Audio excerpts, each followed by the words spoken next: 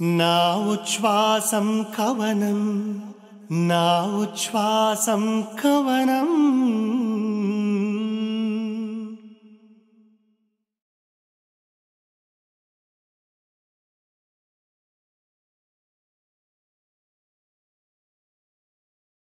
Shri developers నా ఉచ్ఛ్వాసం కవనం powered by university of silicon Andhra, silicon Andhra Manabadi, deltas Srihari Panchatulasi, Lohitha rice. Co-sponsored by LIC of India, union bank of India. ఈ కార్యక్రమానికి స్వాగతం. గత సంచికలో లాగానే సంగీత దర్శకులు ఆర్పి పట్నాయక్ గారు తాను గురుతుల్యులుగా భావించే సిరివెన్నెల సీతారామశాస్త్రి గారి గురించి మరికొన్ని విషయాలు ఈ ఎపిసోడ్లో మనందరితో పంచుకోబోతున్నారు. అవేంటో ఇప్పుడు తెలుసుకుందాం. అయితే మీరు ఒక పాటని డెలివర్ చేయడంలో, ఒక సాహిత్యాన్ని అందజేయడంలో, కన్సీవ్ చేయడంలో శాస్త్రి గారు మీరు ఎలా చూస్తారు? ఒక్క మాటలో చెప్తా, శాస్త్రి గారి పాటలో సంస్కారం ఉంటుంది. అంటే ఆయన కొన్ని రెస్ట్రిక్షన్స్ పెట్టుకున్నారు. ఇలాంటి పాటలు నేను రాయను, నాకంటూ ఒక వాల్యూ ఉంది సొసైటీలో, ఆ వాల్యూకి ఇది కరెక్ట్ కాదు అని తన సంస్కారాన్ని పాటలో కూడా కంటిన్యూ చేసిన మహానుభావుడు ఆయన. ఇంకోటి, ఏదో సిచ్యువేషన్ వచ్చింది, ఆ సిచ్యువేషన్ కోసం పాట రాశాను అని కాకుండా అతని లోపలే ఒక అభ్యుదయవాది ఉన్నాడు, ఒక కమ్యూనిస్ట్ ఉన్నాడు, ఒక ఫిలాసఫర్ ఉన్నాడు, ఒక మానవతావాది ఉన్నాడు, అన్ని రకాల ఇది ఉన్నాడు. ఆయన ఎంత ఆస్తికుడో కొన్ని సందర్భాల్లో అంత నాస్తికుడు కూడా. ఎందుకంటే కొన్ని సందర్భాల్లో క్వశ్చన్ చేయాల్సి వచ్చినప్పుడు దేవుడిని కూడా పక్కన పెట్టేసేంత నాస్తికుడు ఆయన. అదే టైంలో ఎన్నో గొప్ప ఇవి భరత వేదమున లాంటి పాటలు దేవుడి గురించి స్తుతిస్తూ రాశారు. అందుకు అంటే he's everything in one person అంటారు కదా, అన్నీ కలిపిన ఒక మనిషి అన్న ఫీలింగ్ వస్తుంది నాకు.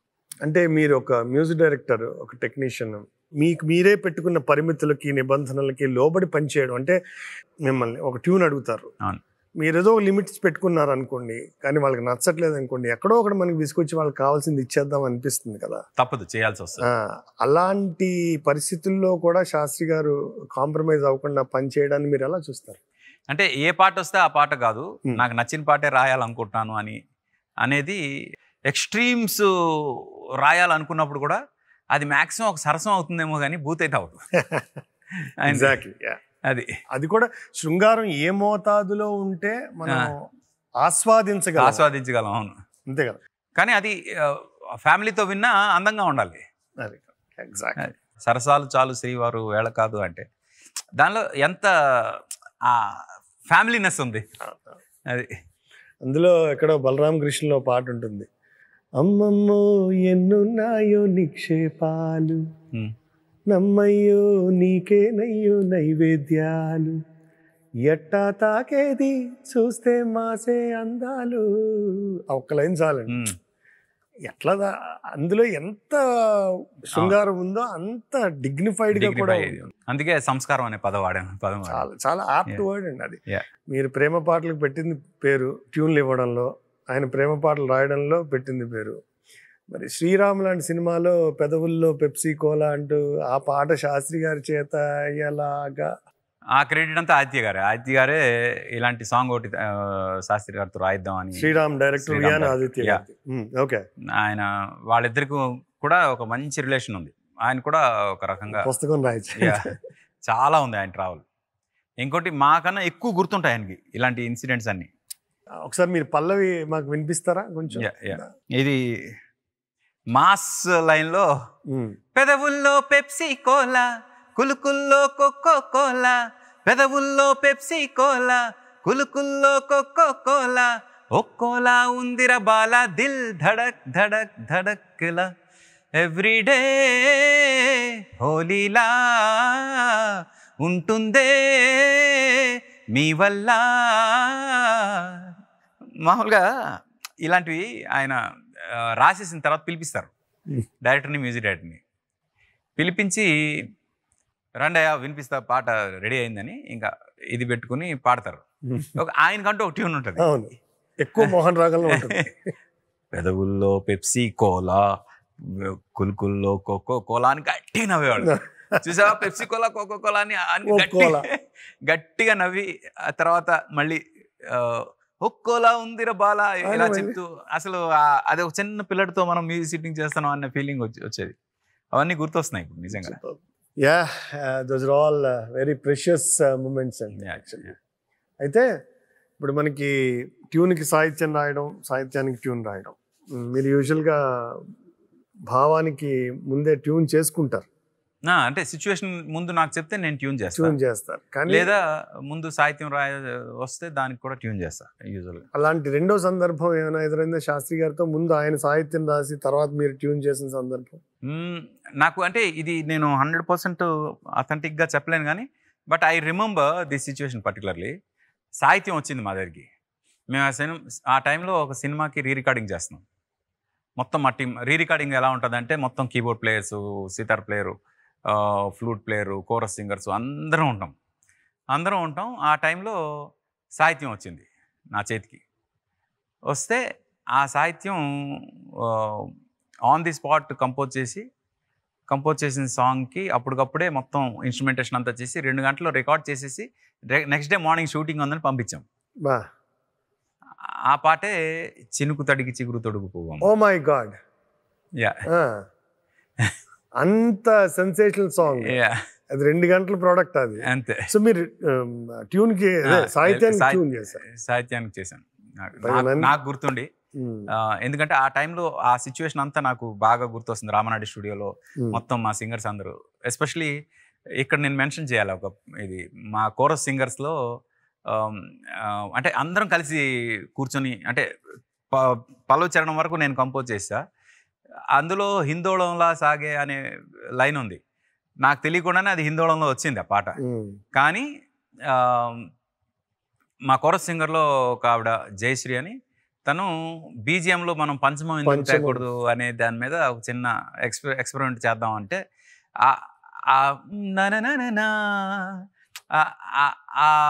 ఆ బిట్టు తనే చెప్పింది అమ్మాయి జయశ్రీ. ఈరోజు నాకు ఆ అవకాశం దొరికింది కాబట్టి చెప్తున్నా ఆ బీజిఎం పార్ట్ వరకు. అండ్ ఆ హిందోళం అని ఆయన రాయడం, అది నాకు తెలియకుండా అది హిందోళంలో రావడం, అది సార్ మీకు నిజంగా హిందోళ రాగంలో అని తెలీదా? తెలియదు. Fantastic actually. ఒక్కసారి పల్లవి సార్. చినుకు తడికి చిగురు తొడుగు పువ్వమ్మా, ఎవరి కనుల చిలిపి కలవును అమ్మా, మూవలే మనసు పడు పాదమా, ఊహలే ఉలికి పడు ప్రాయమా, హిందోళంలా సాగే అందాల సెలయేరమ్మ ఆమని మధువనమా, ఆమని మధువనమా. ఇందులో ఉషకి నంది అవార్డు కూడా వచ్చింది. ఆ కంపోజ్ మొత్తం ట్రాక్ రెడీ చేసాం, ఉషాకి రమ్మను, అమ్మాయి పాడేసింది, వెళ్ళిపోయింది. ఇది రామానాయుడు స్టూడియోలో చేశారు. నాకు నేను ఉన్నాను, ఎందుకు ఉన్నాను తెలుసా అండి? మీ వర్క్ ఒక పక్కన జరుగుతుంది, నేను మణిశర్మ గారి దగ్గర వర్క్ చేస్తున్నాను. మా కంపోజింగ్ ఒక పక్క రూమ్ లో జరుగుతుంది, అప్పుడు మీ వాయిస్ మిక్సింగ్ జరుగుతుంది. సో అప్పుడు నాకు మీరు మిక్స్ చేస్తున్నారు, తను పాడుతుంది, ఉషా ఆఫ్ కోర్స్ మీ ఇద్దరం ఒకసారి వచ్చింది. అలా గుర్తుంది ఆ చినుకు తడికి. ఎప్పుడు గుర్తొచ్చినా ఆ రామానాయుడు స్టూడియోలో, అప్పుడు మొట్టమొదటి ఉన్న రామానాయుడు స్టూడియో, పెద్ద స్టూడియో. మధుసూదన్ రెడ్డి గారు సౌండ్ ఇంజనీర్. కరెక్ట్.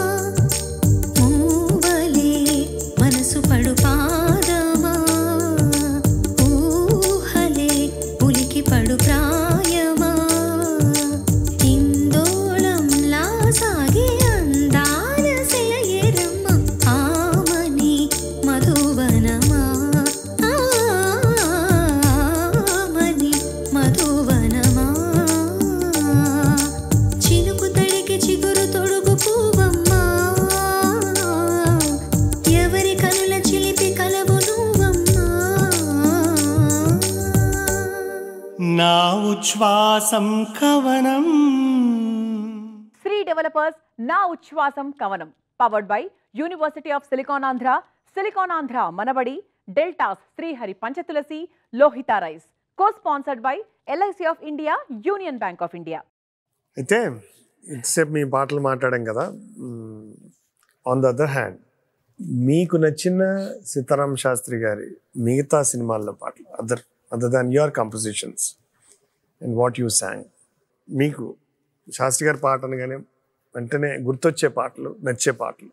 అంటే అన్నమయ్య కందువగు హీనాధికములెందు లేవు, అందరికి శ్రీహరి అంతరాత్మ, నిండారు రాజు నిద్రించు నిద్ర ఒకటే, అండనే బంటు నిద్ర నది ఒకటే, మెండైన బ్రాహ్మణుడు మిట్టు భూమి ఒకటే, చండాలుడు ఉండేటి సరిభూమి ఒకటే అని ఆయన అప్పట్లో కొన్ని వందల సంవత్సరాల క్రితం ఈ ఈక్వాలిటీ మీద రాసిన ఈయన. వెన్నెల దీపం కొందరిదా, అడవిని సైతం వెలుగు కదా అంటే ఆ పర్టికులర్ రుద్రవేణి సినిమాలో ఈ ఇన్ఈక్వాలిటీ మీద తీసిన సినిమా అది. ఆ ఇన్ఈక్వాలిటీని పాట రూపంలో, ఎల్లలు లేని చల్లని గాలి అందరి కోసం అందును కదా, అదే సేమ్. ఇప్పుడు మీకు కంపేర్ చేయండి అన్నమయ్య గారు రాసిన దానికి దీనికి. ఈయన అన్నమయ్య కన్నా ముందు పుట్టుంటే అన్నమయ్య కన్నా ఈయన పెద్ద లిరిక్ రైటర్ అనేవాడు. అవునా కదా చెప్పండి? అంతే సార్. అంటే మన కాలంలో దురదృష్టం ఏంటంటే గొప్ప వాళ్ళతో మనం కలిసి ఉండడం వల్ల, వాళ్ళని కలవడం వల్ల మన అదృష్టం అనుకుంటాం, కానీ వాళ్ళు మనకు అందనంత చాలా గొప్ప వాళ్ళు అనేది చాలా ఇప్పుడు రియలైజ్ చేస్తాం. అవును, యూజువల్గా పక్కనే ఉన్నప్పుడు ఎవరో గుర్తించాం. అవును. ఇప్పుడు వరకు అన్ని నేనే పాడుతున్నాను. ఈ పాట మీరు పాడతారా ప్లీజ్? తరలి రాదతనే. తప్పకుండా సార్. వెన్నెల దీపం కొందరిదా, అడవిని సైతం వెలుగు కదా, ఎల్లలు లేని చల్లని గాలి అందరి కోసం అందును కాదా, ప్రతి మదిని లేపే ప్రభాత రాగం, పదే పదే చూపే ప్రధాన మార్గం, ఏది సొంతం కోసం కాదను సందేశం, పంచే గుణమే పోతే ప్రపంచమే శూన్యం, ఇది తెలియని మనుగడ కద, దిశలెరుగని గమనము కద, తరలి రాదతనే వసంతం, తనదరికి రాని వనాల కోసం, గగనాల దాకా అలసాగకుంటే మేఘాల రాగం ఇలా చేరుకోదా, తరలి రాదతనే వసంతం, తన దరికి రాని వనాల కోసం, పంచే గుణమే పోతే ప్రపంచమే శూన్యం. అంటే ఇది పాఠ్య పుస్తకాల్లో పెట్టచ్చు ఈ పాట. దీనిలో సైన్స్ ఉంది, మీరు గమనించారా? ఎలా? ఇప్పుడు చెప్పండి. గగనాల దాకా అలసాగకుంటే మేఘాల రాగం ఇలా చేరుకోదా. అంతే, సైన్స్ లేదా? అంతే కదా. ఈ అలకి సంబంధించిన వాటర్ కనుక గగనాల దాకా చేరుకోకపోతే వర్షం రాదుగా. ఈ సైకిల్ ఏదైతే ఉందో, ఈ సైకిల్ మనకు సైన్స్ పాఠాల్లో చెప్తారు, ఆయన పాటలో చెప్పారు. సో సైన్స్ పాఠాలు ఉన్నాయి, వ్యక్తిత్వ వికాస పాఠాలు ఉన్నాయి, ఇన్స్పిరేషనల్ సాంగ్స్ కొన్ని ఉన్నాయండి. దానిలో అందరికీ బాగా ఇష్టమైన పాటలు రాము గారి కోసం చేసిన పాటలు మీకు తెలిసే ఉంటాయి. ఏవి? నిగ్గదేసి అడుగు ఈ సిగ్గులేని జనాన్ని అని. అసలు ఒక కవి మాత్రమే అంత ధైర్యంగా జనాన్ని సిగ్గులేని జనం అనగలడు అని నిలదీయగలడు. అది జనం కూడా అంతే ఇష్టంతో ఆ తిట్టును తీసుకోగలరు. ధైర్యంగా నిక్కచ్చిగా ముక్కుసూటిగా చెప్పే కవి ఆయన. అంటే ఆ పాటను విమర్శించిన వాళ్ళు కూడా ఉన్నారు కదా, జనాలు అందరినీ సిగ్గులేని జనాలని ఎలా ఈయనే డిసైడ్ చేసేస్తారు అని. అంటే ఇన్ జనరల్ జనం అంతా అంతే, ఎక్కడో ఒకదే ప్రతి ఒక్కరు ఇది చేస్తున్నారు. మీ భావన కూడా అదేనా అని తెలుసుకోవడానికి అడిగాను. డెఫినెట్గా ఇన్ జనరల్ జనం అందరూ అదే, అందుకే సిగ్గులేని జనం అని చెప్పారు ఆయన. అలాగా కొంతమందికి చాలా ఇన్స్పైరింగ్ సాంగ్స్ ఉన్నాయి. దానిలో నేను కంపోజ్ చేసిన సాంగ్ ఒకటి ఉండడం, అది నాకు బాగా ఇష్టమైన అంటే ఎపిసోడ్ కింద. ఏ పాట? పట్టుదలతో చేస్తే సమరం తప్పకుండా నీదే విజయం. కష్టపడితే రాదా ఫలితం పదరా సోదరా. నీ ధైర్యం తోడై ఉండగా ఏ సాయం కోసం చూడక నీ ధ్యేయం చూపే మార్గంలో పోరా సూటిగా. ఏనాడు వెనకడుగేయక ఏ అడుగు తడబడనీయక నీ గమ్యం చేరేదాకా దూసుకుపోరా సోదరా. ఎంతమంది యూత్కి ఇన్స్పైర్ చేసిందండి ఈ సాంగ్. నాకు పర్సనల్గా కలిసి సార్ ఈ పాట విన్నాక మేము కూడా ఏదైనా సాధించగలం అని ముందుకెళ్ళాం సార్, అండ్ వీఆర్ హియర్ టుడే అని చెప్పిన వాళ్ళు ఉన్నారు. Not because of my music, again I'm telling, it's because of his సాహిత్యం. దీనిలో కొన్ని అద్భుతమైన ప్రయోగాలు చేశారు. ఇష్టం ఉంటే చేదు కూడా తీయనే, కష్టం అంటే దూది కూడా భారమే. కష్టం అంటే దూది కూడా భారంగా అనిపిస్తుంది అంట.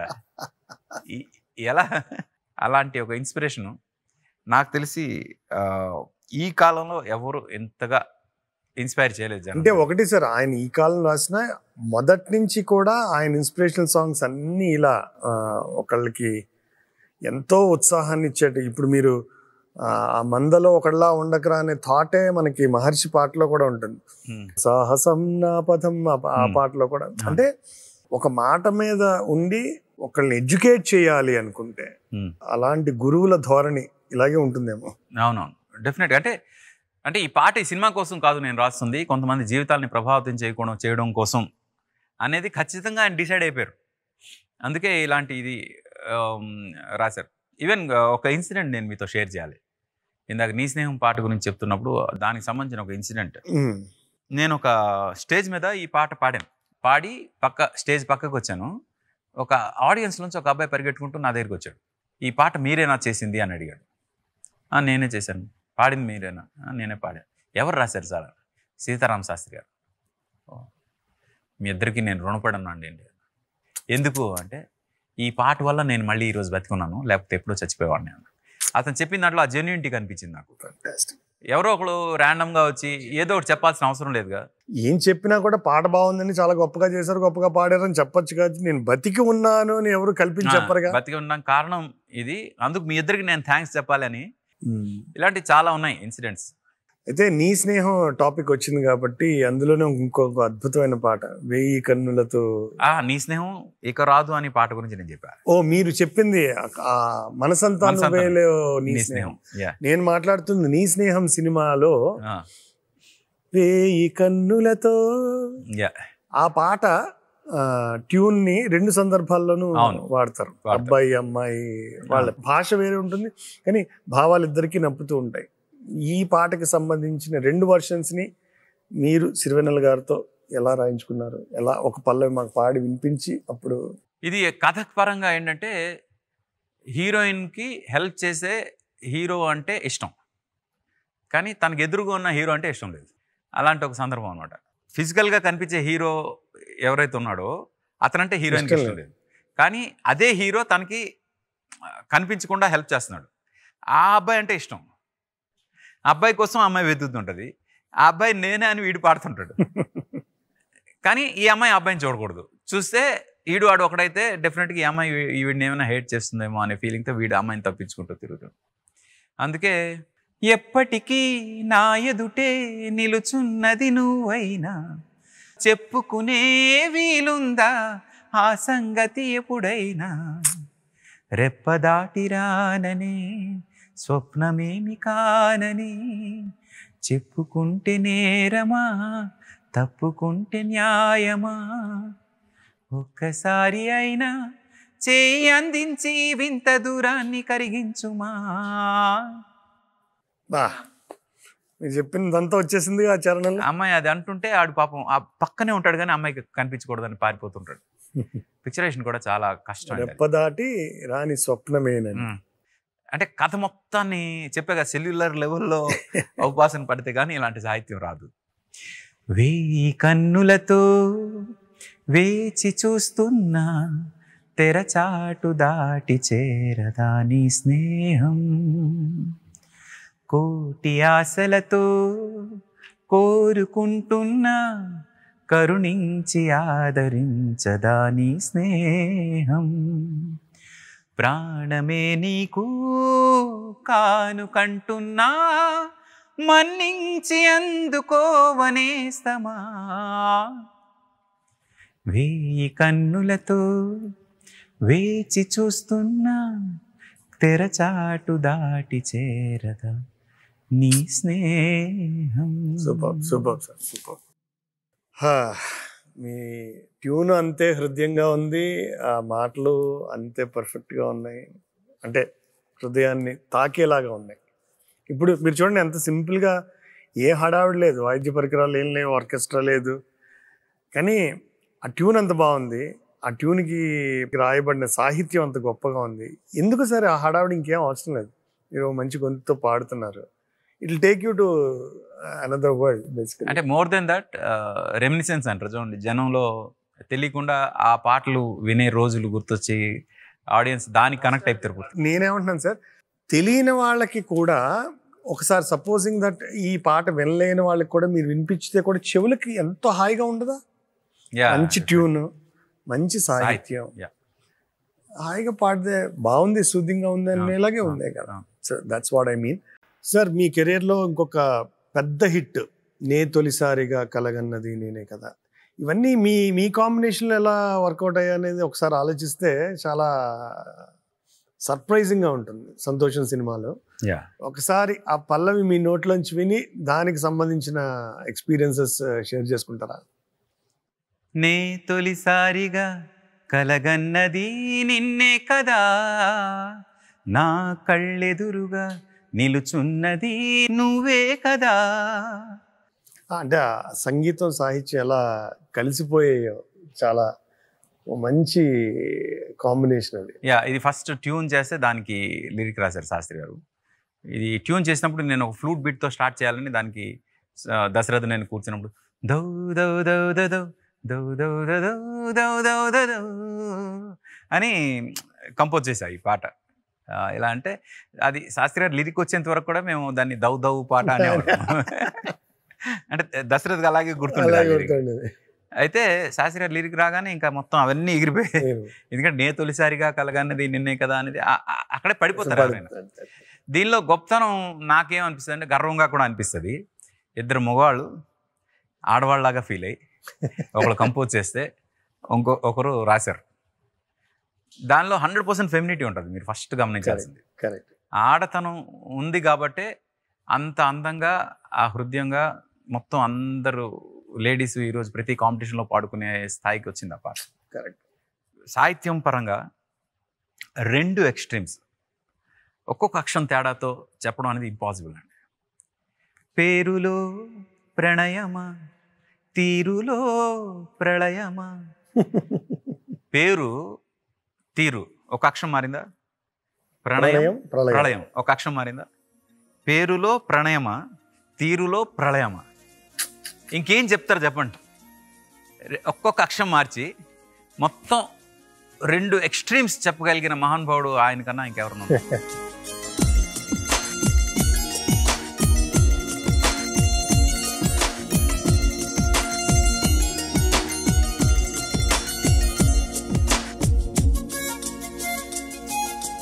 నీ తొలిసారిగా కలగన్నది నిన్నే కదా, నా కళ్ళెదురుగా నిలుచున్నది నువ్వే కదా. స్వప్నమా నువ్వు సత్యమా తేల్చి చెప్పవేం ప్రియతమా. మౌనమో మధుర గానమో తనది అడగవేం హృదయమా. ఇంతలో చేరువై అంతలో దూరమై అందవా స్నేహమా. నే తొలిసారిగా కలగన్నది నిన్నే కదా,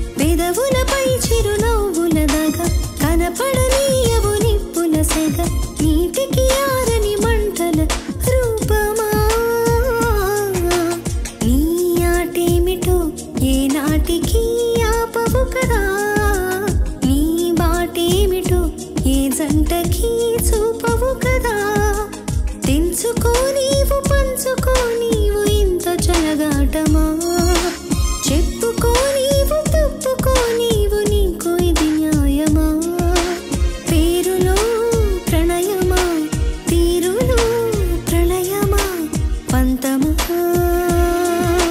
బంధమా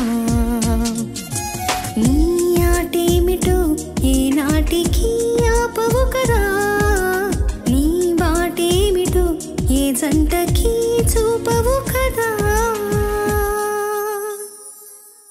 నా ఉచ్ఛ్వాసం కవనం శ్రీ డెవలపర్స్ నా ఉచ్ఛ్వాసం కవనం powered by university of silicon Andhra Manabadi deltas Srihari Panchatulasi Lohitha rice co sponsored by LIC of India union bank of India. Sir అయితే అన్న లైటర్ నోట్ ఇందాకలా మీరు శ్రీరామ్ సినిమాలో ఒక మంచి మాస్ మసాలా పాట రాయించినట్టుగానే ప్రభాస్ గారికి చేసినటువంటి ఈశ్వర్ సినిమాలో కూడా ఒక శాస్త్రి గారి స్టైల్కి భిన్నంగా అమీర్పేటకి ధూళిపేటకి షహర్ ఒకటేరా అని ఇంకో అనదర్ మాస్ సాంగ్ అది మీరే పాడారు కూడా. ఆ సినిమాకి శాస్త్రి గారు సింగిల్ కార్డు పోతే hero introduction full mass song చేయాలి. ధూల్పేటలో తిరిగే ఒక అబ్బాయి తాలూకా మాస్ సాంగ్ ఎలా రాయగలరు అనే భయం మాకు కూడా ఉంది ఫ్రాంక్గా. యూ వోంట్ బిలీవ్ అండి, ట్యూన్ ఇచ్చిన తర్వాత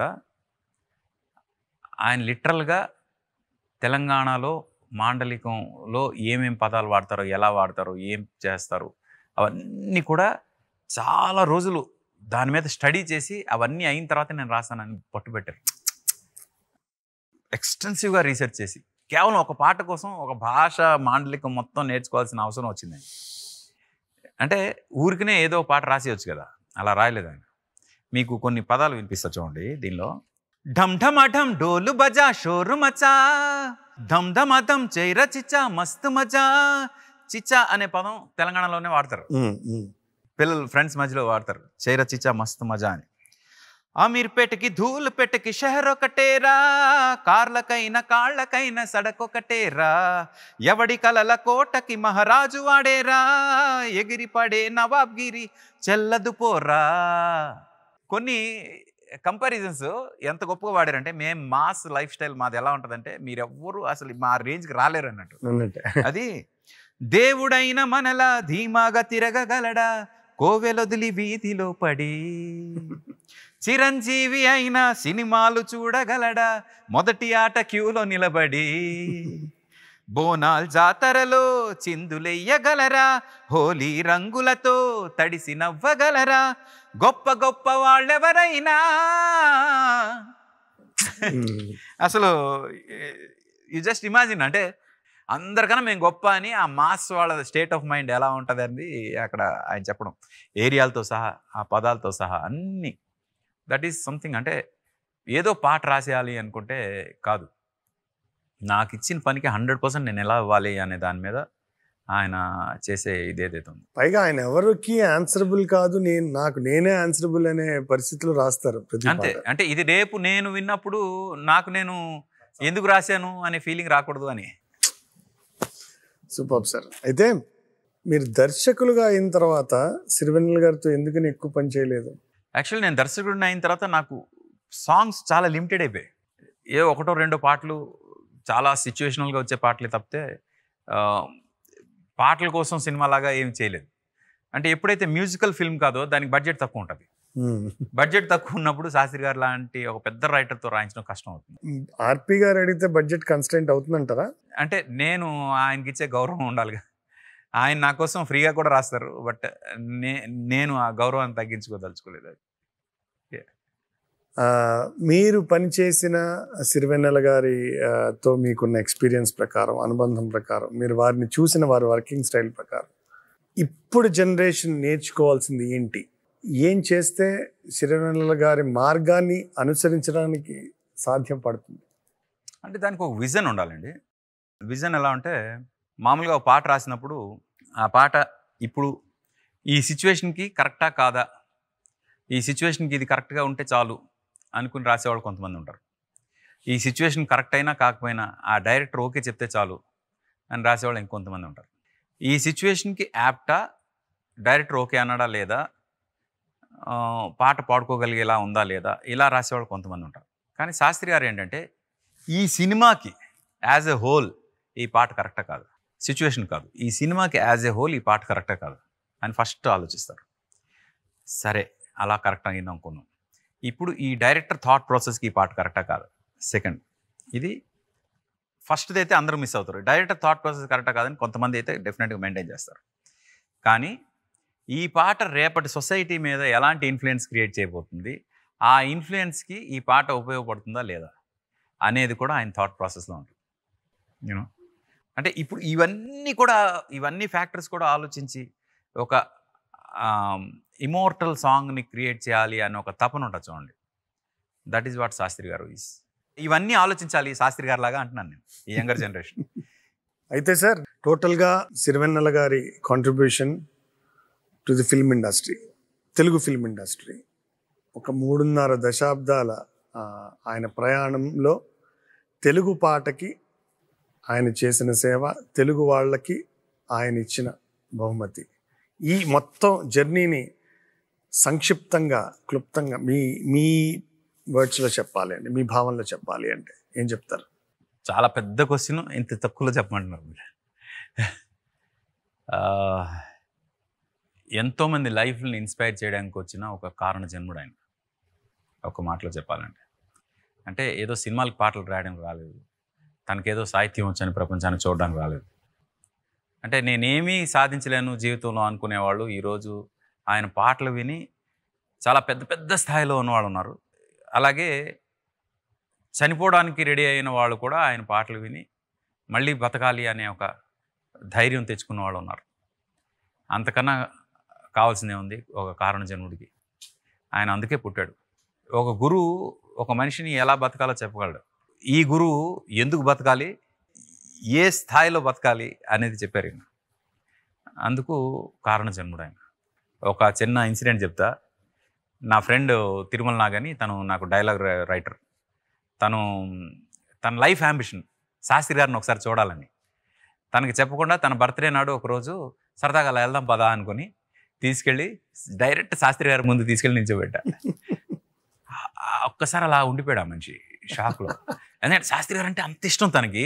సడన్గా తన బర్త్డే గిఫ్ట్గా నేను శాస్త్రి గారి ముందు అలా తీసుకెళ్ళి నిల్చోబెట్టగానే అలా ఉండిపోయాడు అంతే. అది one of the best memories for me. ఎందుకంటే ఒక గిఫ్ట్ ఒక మనిషిని చూపిస్తే అదే అతని లైఫ్లో మర్చిపోలేని ఒక పెద్ద గిఫ్ట్ అనేది, ఆ గిఫ్ట్ నేను ఇచ్చాను అనే ఫీలింగ్ ఏదైతే ఉందో, ఆ గిఫ్ట్ మీరు ఇచ్చారు. అలాంటి స్టాండర్డ్ని వాళ్ళు సెట్ చేశారు సార్. ఒక శాస్త్రి గారు, ఒక బాలు గారు, ఒక విశ్వనాథ్ గారు, వీళ్ళందరూ ఏంటంటే వీళ్ళందరినీ జీవితకాలంలో ఒక్కసారి చూస్తే చాలు. ఇప్పటికీ నన్ను చాలా మంది అడుగుతారు, మొన్నటి వరకు బాలు గారిని కల్పించి మా స్టూడియోలో ఎక్కువ పాడేవారు, ఏం చేయను సార్, దూరం నుంచి దండం పెట్టుకు వెళ్ళిపోతాను సార్ అని. అప్పుడు నాకు అనిపిస్తుంది అనమాట, ఓహో మనం ఇంత అదృష్టవంతులవా అని. Every time somebody says that మన పొజిషన్ ఏంటో కూడా తెలుస్తూ ఉంటుంది. భగవంతుడు ఎంత వరం ఇచ్చాడా మనకి. సో అలాగా అంత స్టాండర్డ్ని వాళ్ళు అటు వాళ్ళ వృత్తిపరంగా ఇటు వ్యక్తులుగా కూడా వాళ్ళు సెట్ చేస్తారు. వాళ్ళతో పనిచేయడం మీ అదృష్టం, నా అదృష్టం. డెఫినెట్గా. Wonderful sir. ఆర్పి గారు, థ్యాంక్ యూ సో మచ్. నా ఉచ్ఛ్వాసం కవనంలో మీ ప్రయాణం, శాస్త్రి గారితో మీ అనుభవాలు ఈ కార్యక్రమానికి చాలా value added edition. Thank you so much sir. Thanks for giving me this opportunity. ఎందుకంటే నాకు చాలా మెమరీస్ మళ్ళీ గుర్తొచ్చాయి శాస్త్రి గారితో. Thank you.